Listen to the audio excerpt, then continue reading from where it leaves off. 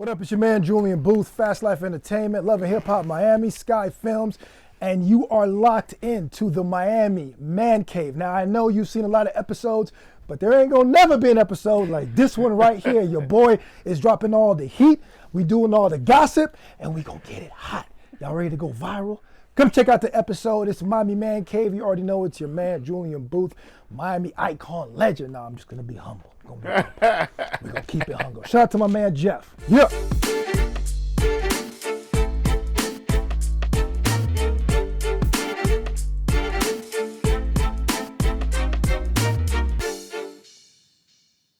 What up, everybody? Welcome to season 3 of the Miami ManCave Show. I'm your host, Jeff Fox, and that is Shelly Rockstar, our DJ. Yes. Welcome back. Hi, everybody. I'm so glad to be back. You know, your favorite chick DJ in the house, representing for the ladies. Bringing the big beach, right? Hey, that's why I'm here. No doubt. We've got an exciting episode about to go down. It is on and popping here in the Man Cave. Shelly, you've been gone for a while. I mean, how does it feel to be back?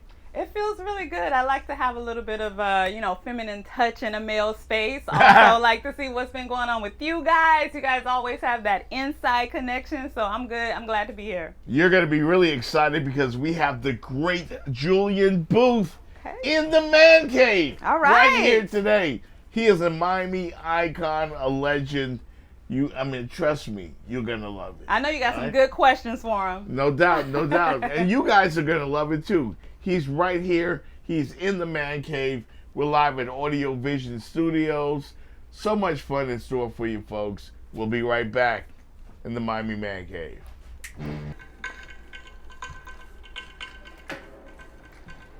Welcome back to the Miami Man Cave. Thank you, Shelly Rockstar. We have an incredibly talented, iconic guest for you today, folks. He started off as an intern, a record label intern, who went on to become a great record label executive, moved on to films, and God knows what's next. I cannot wait to tell this story. The great Jullian Boothe is here on the Miami Man Cave. Yes, Jullian Boothe is here. My brother. What's up, sweetie? What's up? Welcome to the show, man. Welcome to the show, man. Thank you for having me, brother. Wow, life does come full circle. I remember being just a DJ in the hood, coming over to Slip and Slide Records to see you. And, of course, you were an executive over there, and I was so nervous. But you know what stands out about you, Jullian, you treated me like you knew me. Everybody says the same thing about you, so no wonder that you've had the success that you've had. Congratulations. No, man, I appreciate that, man, and congratulations on what you're doing, man. Thank you. Tell the story, man. Who's Jullian, man? How life been treating you really good? Man, I have been all I can say is that I've been super blessed. I've been able to do things in my life that has never felt like a job. Yeah. I was able to get into the entertainment industry very early under Jermaine Dupri's dad, Michael Molden, and Philip Calloway at Entertainment Resources, where I met Uncle Luke, and Uncle Luke took me under his wing. And, that shaped my career. So shout out to Uncle Luke and Nikki Cansey. Those are two of my mentors that really helped me become who I am now. Right. And I think the best thing with Luke, which Pitt started there when I signed him, and just all the executives that came under him, we all have this drive that we were able to just get things done on our own. No doubt. Luke puts that in you. You know what I mean? Wow, yeah. And then I was able to be super blessed to go over to Slip and Slide afterwards with Ted Lucas. And that was just a whole nother experience, being able to work with Trina, Trick, Plows, Rick Ross, and just so many accomplishments that we were able to do. But I've been blessed to been able to really shape music out of Miami. Yeah. For the last couple decades. And you cannot mention any major artists. There's obviously a couple that just slid through the cracks, but I mean, you've had your hands on some careers, bro. Like Trick Daddy, Pitbull.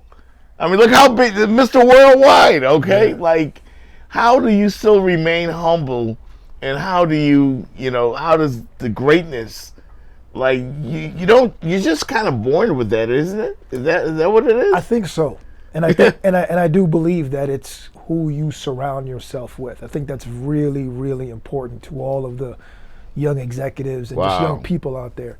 Your circle is very important, and it doesn't have to be a big circle. Right, right. But the key people who you surround yourself with really shapes who you are, because, when you're around a Luke, right, and you're around a Ted Lucas, and you're around these guys, they're very ambitious. And Right. that gets under your skin if you have any type of ambition. Right, right. And, for me, I feel like I'm just starting. Even though the work has been put in, Right. I feel like now I'm just getting my stride, because for a long time I was giving my energy to other companies and other people, which was fine. Right. Now I've just kind of focused on myself, where now I'm just building something where, more importantly, outside of myself, I always think of the future generations. I think of the young versions of me. Mm-hmm. And how you came by the studio and I Right. was opening to you. Right. I want to, and that's one of my main goals, even with the movies, is to build something where if someone has a dream, if someone has ambition of anything that they do, that they have someone that they can at least hear them out and give them an opportunity. I Right. think opportunity is the biggest thing, and Entertainment Resources gave it to me, Luke gave it to me, and Slip and Slide gave it to me, which I was able to build out something great. And I want to be able to now reverse that and give it to now the new young generation. So, where did it start for you? Like where were you born? Are you Miami? No, man, big up Jamaica, Kingston. What? I'm full, Caribbean? I'm full Jamaican. Yeah, man. But my Yeah, accent has faded because of my early elementary school teachers up here. They're like, Okay. we don't talk like that here. So I'm like, Okay. all right. But no, I'm full Yachty. Man, I'm Yo. Jamaican, but I was raised in Miami, so I'm still 305. But yeah, I grew up in Kingston, Jamaica, and my mom brought us up here like when I was around like 10, 11, and then I've been up here ever since. So Okay, that's where it started. Yeah. So you've got this air, bro. Like, describe what that's like. How do you spot when someone has it? Because you managed to really, really make a career out of that. yeah, Not everybody has it. How do you know? it's like you said. I think either you have it or you don't, and I've been just super blessed that it's a combination of things. It is a combination of what you sound like, what you look like, and what you could possibly become. Right. You remember the pit bull of today wasn't the pit bull who started. He was super hood. Super hood. He had braids in his hair. He had his pants hanging low. But there was something very much about him that made me realize he could be a star and that he could cross over. Really? You knew Yeah, back yeah, then? even back then. Sorry. What happened? Oh, okay. Wow. Sorry. Wow. Yeah. Because I remember Pitbull on Power 96 doing all the remixes, and I thought he was cool, And I remember when the whole deal went down and all of that. But did you know that he would go on to become, or did you perceive that he could go on to become Mr. Worldwide? He came into the studio. It was a friend of mine, Jamie, who gave me his number. I called him. I was like, yo, man, someone said, back then now, this was before internet. Right. So I didn't even know what he sounded like. My friend was just like, yo, this Cuban kid, he's dope. So I'm like, all right. So I paged him, like, yo, come by the studio. He's like, yo, I'll be there in 30 minutes. So he comes over, and the instant that I saw him, and he was like, what's up, my nigga, what's going on? I was like, yeah, I love this kid already. He was just like, His swag, was Yeah. so black. Yeah. But he looked white. Right. Right? But then he spoke Spanish. Right. So I'm like, yo, this could be something. Right. So we're sitting there, and we're talking. And he was like, yeah, man, I really want to do this. And his passion and his hunger is what really made me like, yo, like, Wow. he has good energy. So I'm like, yo, listen, man, let me throw this beat up. So I throw a beat up, and he's listening to it. He's like, all right, I got something. So I'm like, already? He's like, yeah, I got it. So he goes in the booth, hit record, then he goes to Spanish. Went back to English. You're kidding me, right? And I'm like, whoa! So he comes out the booth, and I'm like, yo, money. What sold me was the way you did the record. It was just enough Spanish that I didn't have to change the song because it was too much Spanish. Right. Because as a person who don't speak Spanish or you speak limited Spanish, if it's too much Spanish, you might change it. Right. Right? I think only Bad Bunny I can listen to not knowing any words and jam out. But everybody else, I'm kind of like, all right, next. Right? But the way he did it, it made you, if you were Spanish, you loved it. If you were English, you loved it. You were black, white, you loved it. And I'm like, yo, this is good. So I called Luke up. I'm like, yo, this kid right here is fire. Luke heard him, met him, contract right there. Wow. And that's where he started his career. Wow. And you can tell the same story multiple times, as, you know, we've seen it go from Trick Daddy to, you know, Plies to Rick Ross to Trina. And I love Trina, I love you. Wherever you are, I love you. I've been a big fan forever. So I just had to get that out there. Yeah, of course. Shout out to Trina. But you know, like, you repeated the formula, you know, and did the other artists that you've helped shape, did they come in with that same type of, did you instantly recognize we got something here? Well, when I got to Slip and Slide, they already had Trick. Okay. So Trick was already signed. I came in on Trick's second album. Right. Right? When I got to the label, I was assigned Trina's project. So Trina was like my main artist, even though I helped on Trick and everybody else, right? But it was just Trick and Trina. We had Lost Tribe with CO and Money And then Mark. my boys right there. Of course. We had K-Swan, Stickum. So we had all those guys. We had Jay Shin. Right. Right. So we had those guys. As we progressed, you know, Trick got bigger, and then Trina exploded. So then there was a lot of focus on her. And then we got into Ross and Plows. Right. Ross now, he dropped, and the funny thing was with Ross, now this is before when his beard was about big as yours. Right. So Ross we had signed from, I think it was Tony Draper. Yes. Right? And we knew Ross had it, but we were trying to figure out the songs. Right? Because we were kind of, you know, we always had, like, we were doing Trick Daddy songs, Trina type songs. And, you know, Trina always was kind of where all the artists kind of started. She was one of the key people that launched a lot of the artists. Because if you remember, Told Y'all to Get Down Now, which was on the... I remember that video. Or that was one of Ross's big first looks. Right. Right? So... It wasn't him. To me, as a DJ... Yeah. That wasn't him. But we were doing those kind of records. Right. Yes, you were. So we were always in limbo. Like right now, if you were to go to Slip and Slide, there's like 3 Ross albums that no one's ever heard of before. Right. That came before Port of Miami. So we were doing mad records. A lot of people don't know Ross was signed to Atlantic first because we had a deal with Atlantic. That's right. So originally he was on Atlantic Records. Now later on, you know, when we just couldn't figure out, Atlantic said, like, you know what, we're just going to put him aside. And that's when Hustlin' came out. And then Hustlin' blew up, and that's we, you know, did the deal with Def Jam. Let me tell you, there's so much more we want to get into. The great Jullian Boothe is here. We're going to throw it back to our DJ, but we're coming right back, and we're going to tell more of these great stories. The great Jullian Boothe is in the Miami ManCave.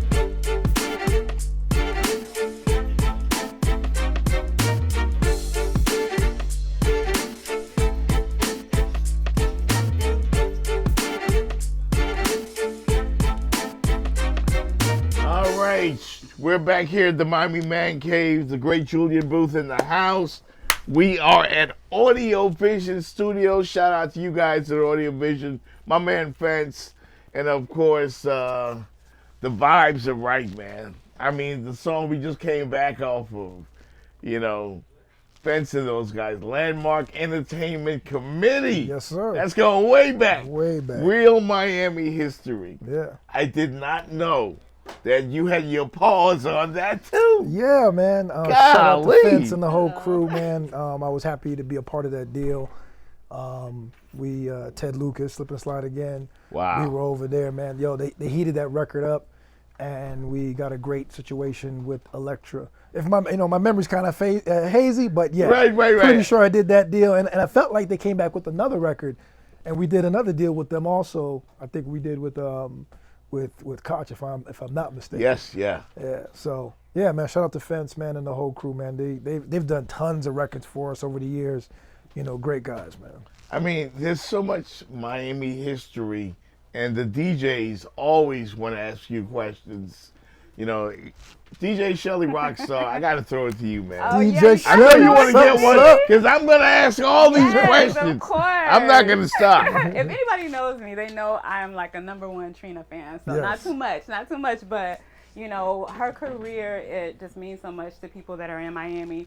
But I know that some of the younger generation may only know you from your infamous roles on Love and Hip Hop. Yep, So I know there's some burning questions out there to kind of really see who you are. So can you tell me, what do you think are the biggest misconceptions about you from that are out there now? That's a good one, right? Get some water. Cross-examination.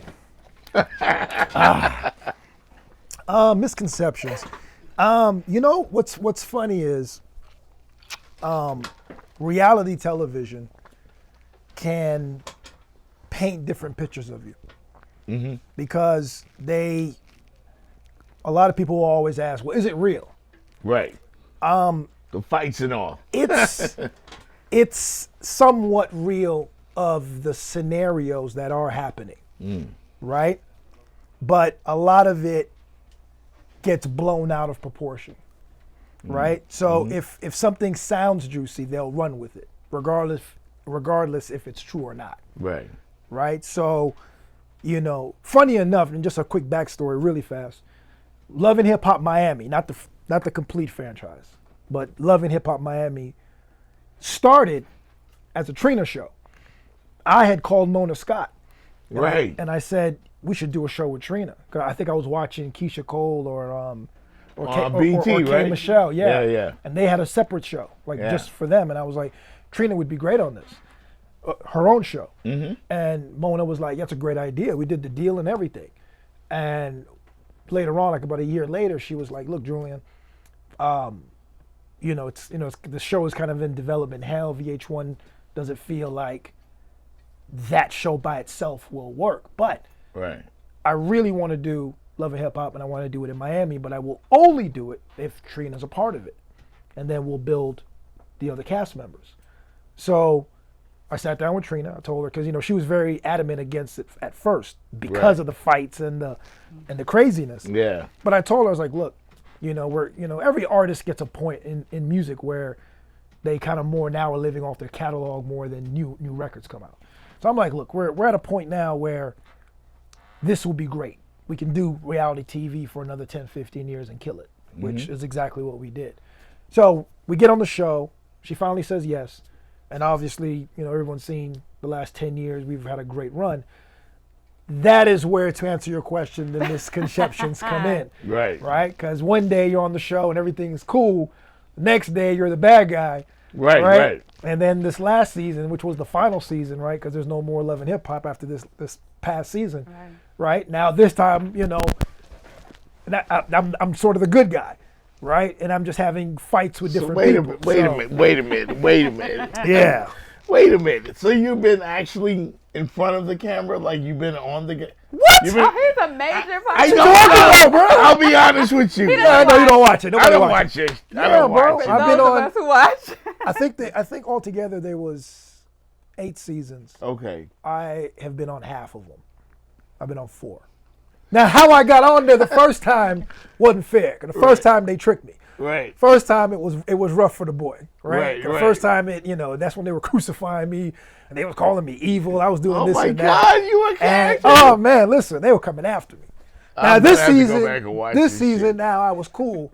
It was just somebody on the show that was very close to Trina was having a problem with me, Right. right? And it just ended how it ended, unfortunately. But shout out to Trina, man. Listen, me on my side, me and Trina are always gonna be good. Right. You know, we just got too much history together. I love Trina like a sister, so you know, we Gucci, man. You know? Yeah. Man, you have so much history. Like, I don't know if we're going to have enough time here on the show. We might have to do a part 2 with you, Jullian, because the history runs deep. It does, man. It does. But you got to watch it. Now you got to go back and watch now, it. Yeah, I mean, you go enjoy it. Yeah, I just got to be honest with you. Now I really gotta watch it, because I just thought reality TV shows, I kind of put them all in a box. You know what I mean? It gets deep. From the Bad Girls or whatever they were doing back then, I never really got into it. Well, to catch you up, the last season was about the movie I have coming out, The Night Shift. Right, which Trina is a part of. She did a role in it. I got Safari in it. I got British Williams. I got Cece. I got Quote. I got Rebecca J.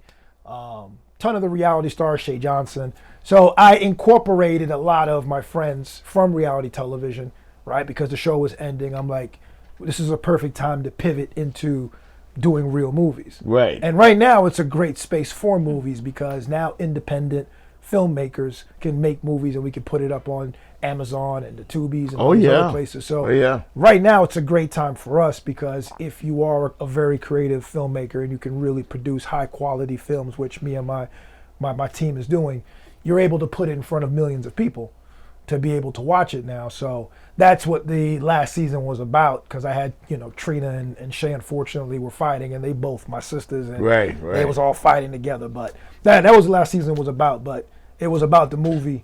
And so now we're just going from reality to real movies. I have one more question about the whole Love and Hip Hop thing. Then I want to transition, but I remember being on South Beach at DJ Khaled's opening for the Snipe store, and Amara La Negra, she walked in. I didn't know who she was. Yeah. I just knew she was somebody because everybody was all over her and stuff like that. And we took a picture together. I still have and my kids went nuts. They're like, "Hey, you know her?" I'm like, "Who is she?" You know what I'm saying? How did you know when you met her that she would fit with what you were doing over there? I met her through a video director, Mike Montoya. He shot a video for her, and I was following her. Right. She was following me.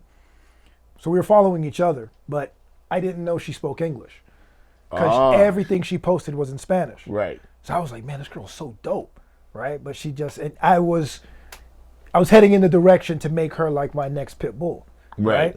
But I didn't think she spoke a lick of English, because everything she did was in Spanish. Wow. So I hit Mike up and I'm like, yo, bro, this girl Amada's dope.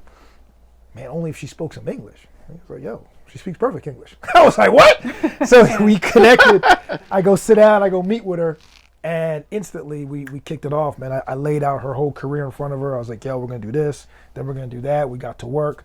And then I got her on Love and Hip Hop, and literally the first episode, skyrocket. Wow. I got her a record deal, I got her publishing deal, I got her agent deal, like top tier of Unbelievable. The first week. So when that episode aired, by the end of the week, we had everything on fire. Like, we were in the studio. Just like that. Just like that.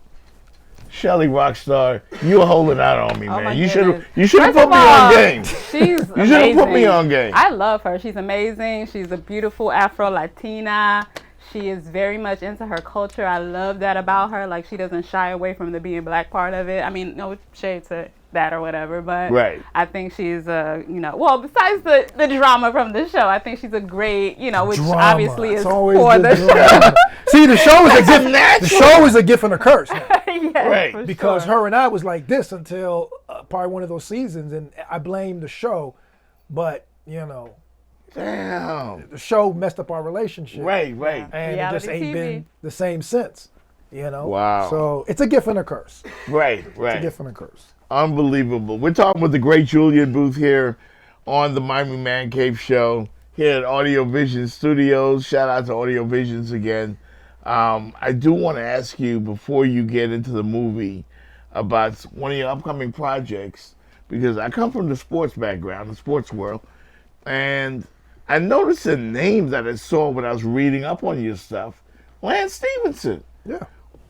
What you got going on with Lance Stevenson? So we produced this movie called Ballin'. Right. Shout out to my boy Rich Black. He's one of my business partners, and my other partner, Jason Eva. Eva was the one who directed the movie. Rich was the one who wrote it. I helped produce it along with Chris Gotti. Okay. So we casted Lance in the movie. So when you're doing independent films, you have to be very creative of the cast members, Right. right, and the actors that you use. So in that movie, we had Safari as well, he's in my movie, and we had Lance in it. Okay. Right? Because you need some key guys to be able to go and market and promote. Right, right. And he's a natural character. Oh, man, he was great. He's a natural. He was great. Him and Safari is great. Safari, let me tell you something. Safari, even though, like, with reality TV, they always try to make him look like the bad guy, he's an incredible actor. He's super dope. One of the coolest guys you'll ever meet. And I got all my films, I'm going to have him included. Like, I'm going to turn him into an action star. So, you know, you can look out a lot for him coming up. But Lance, super dope. You know, both of them did a great job, man. Everybody in that movie did a great job. Why the name Sky Films? That's my daughter's name. Okay. Yeah. Yeah, that's She's dope. my Yeah, you ain't gotta say no more. I say this lovingly, but Yeah. she was my tour baby. I was on tour right. and met somebody, Oh, okay. and you know she came up, but she was made out of love. Right. She was wanted. Right. She was the only right. one that was calculated. Everything All the other ones you popped do up is out of nowhere. calculated. Yeah, man. yeah. But you know, I blame her on Waka Flocka. I was on tour with Waka overseas, Right. and you know, we was doing tours, and you know, somebody was in the crowd like, "Hey, what's up?" And I was like, "Hey, what's up?" And then she came, so I named the film after the company after her. Sky's the limit. Man, unbelievable. So again, let's talk about the movie, man. Yeah. I know you're excited about it. Yeah. I was excited for you. Thank you. When I saw the post on Instagram. Yeah. I said, damn. And that's when I called you, and I wasn't sure if it was the right number because I hadn't called you in so long. My number don't change. You know, so again, like, tell me about this movie, Night Shift. Night Shift, man. Night Shift is about 4 dancers that get trapped at the King of Diamonds. Some bad guys are coming in looking for some hidden money, and then all hell breaks loose. So it's a I don't, you know, horror and terror are 2 different things. I think this is more terror. You know, it's a thriller, it's suspense. You know, you definitely got some gore moments. You know, again, Safari is in it. I got my man Yuli Monster from Bare Knuckle Fighting. Wow. We got Trey Chaney from HBO Wire, BMF. My man Quote, who's been my artist forever. We got some beautiful young ladies. We got Corey, Rebecca, Neffy, who's Cardi B's cousin. Mecca, who's a new actress. She's killing it. Who else am I forgetting? Disco Rick. I see Disco Rick. Rick. Yeah, of course, got my boy in it. Audio Visions. Yeah, so we have a lot of great Trina. Right. You know, so we have a lot, Shay Johnson. So we have a lot of great, you know, I really just put all my friends in it. You know? Yeah, I noticed that. Like, you kept it Miami. I put all my friends in it. And I kept it very Miami. You know, obviously King of Diamonds, which actually closed down right after we finished filming. You know, we wanted to keep it street. You know, the soundtrack's crazy. We got Pin on there, Flow, Trick. Yeah, man, Blackout. So it's just a lot of Miami coming together. And honestly, that's what I'm building with all the films that I'm planning on doing. I'm trying to keep it all Miami for the most part. But I'm using, even if I shoot it in a different city, I'm going to keep it very Miami with the cast and the crew. And I want to build what Tyler Perry has in Atlanta. I want to build it here. Oh, man, you can do it, bro. I want like, us- everybody for real, man. I want us to have- Let's speak that energy right now. I want to have a home where, if you're a writer, producer, an actor, actress, you do music, you have ideas, whatever the case is, I want to be able to build something where someone will actually answer your phone. You know, you can come meet with somebody and throw an idea, and you know, if it's something that makes sense, we bring you along. That's incredible. That's incredible. And, you know, there's only really been, other than the TV show, I forgot the name, something Valley, the P-Valley, I think. But it wasn't since Players Club that strip clubs were, you know, in the movies. Yeah. And, of course, I came from the Foxy Lady on 79th, you know, from way back in the hood. So it's impacted us. What made you think when you were writing this, something like that would be compelling? Funny enough, a trick of mine, and I'll give a little tip because I don't mind sharing knowledge. The way I do my movies is I find locations first, then I write the script. Right. Right? So, like, let's just say if I was going to use this studio, right? I would talk to Fence and audio-vision guys and say, hey, can I use your studio? If they say yes, then I'm going to write the script to the studio. Wow. So I just happened to know Fafa, who was running King of Diamonds, and I'm having a conversation with her, and I'm like, yo, this place is dope. And she's like, yo, you know, we're talking about movies, and she was like, if you want to use it, and I was like, say less. So Wow. I wrote the script after I knew I was going to do it at King of Diamonds. I had to just think of the idea, but I already knew I was going to shoot it there. Yeah.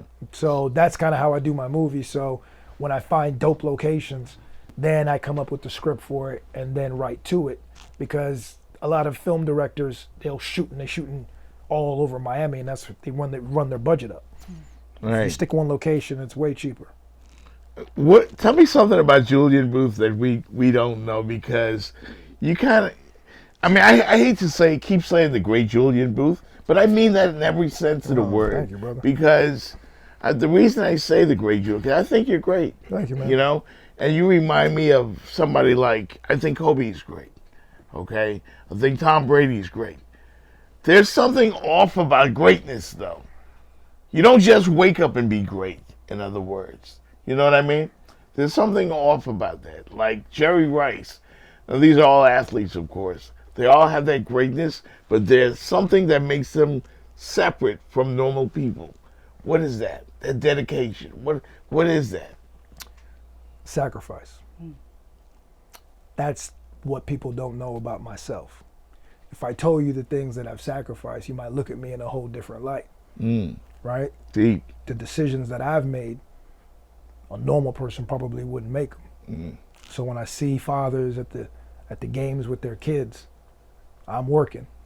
Right. When somebody's sick, they're going to be at the funeral because that person meant everything to them. I'm going to be closing a deal. Wow. So as great as I am, when you talk about a Kobe and you listen to him talk and he's saying, well, I'm not going to go to the club. I'm not going to be friends with this person. I'm not going to be close with my family. I'm just going to work to be great. It's because of that is how you become one of the greats. Because I'm not trying to be great. I'm trying to be one of the greats. I look at the Christopher Nolans and I look at the Quentin Tarantinos and I look at these guys and it's not that I don't think that I know I can be that. Right? And I'm just started because everything I've ever touched or ever done, I've been able to be very good at it. And it's not because I'm great at what I'm doing. It's because I'm always going to work harder than the next person. So while you're going to do something else, even though I should do it, I'm going to pick the other thing because that's the off part that you're talking about. So those who are great are a little off. I got to be off because you would look at me and be like, damn, you don't want to go spend time with your daughter because now when she grows up, she's going to look back at life and say, well, was it worth it? Was it worth you not being with me? To have all of this? Now, am I ready for that question? No, because I wouldn't know how to answer it. Right. But I know that in my mind, I have to do this. I have to, because anything else less than that to me is mediocre, and I just can't live mediocre. It ain't about jewelry or money or cars. Like that stuff don't move me. It ain't money that I'm chasing. It's greatness. I just want to be able to sit there and you look now, if you think I'm great now, 10 years from now, when you're looking at the films, and I don't even give a fuck about the Oscars, but if and when that I'm there, you're going to look at me and be like, yeah, but God knows where he had to sacrifice to get that. Yeah. You give me young Quincy Jones vibes, man. It's for real. I appreciate because that. you come from the music world, you transition from that now to films, and you start off like a house on fire. You know, so here's to success, great success to The Night Shift. Thank you. Tell me about the soundtrack. Final question. Soundtrack, I'm still working on the soundtrack, so if Okay. anybody got music, man, please send it. It's a great combination of hip-hop, dance hall, R&B. I'm dropping literally a song a week that's inspired from the soundtrack, so whatever records do good, I'm going to stick it on there. But Right. man, we got everybody from Miami. Ball Right. Greasy, Trick, Trina, Plows, Flow Rider. Quote. Quote's my man. Yeah, Tell him I man. said what's up, man. Yeah, It's that 100% quote, right? No. Quote. Quote? Okay. Throw your hands up. A couple records, you know. Yeah, if you yeah. see it. Who else? It's a Miami gumbo of Sean. We got Sean Paul on there. Okay, DJ dope. Blackout. DJ Nasty 305. Right. Tory Lanez. Everybody, man. I just threw everybody who, again, it's always a family thing for me. I always just represent Miami every chance I get. But anybody who got hot music, send it my way. You always show love, man, to the 305. 100%. Definitely need to show it back to the great Jullian Boothe. Round of applause, everybody. Yes, sir. Thank you so much for coming to the Man Cave. We must do this again, bro. Anytime you're ready. There's brother. so much to you that people don't know. Definitely. And, we want to help, and I'm sure you do as well, find the next great one, the next young Jullian Boothe out there. So I salute you, sir. Thank you, brother. All right. This has been the Miami Man Cave. We'll be back with more incredible guests right after this. Really good. Good job. Good job.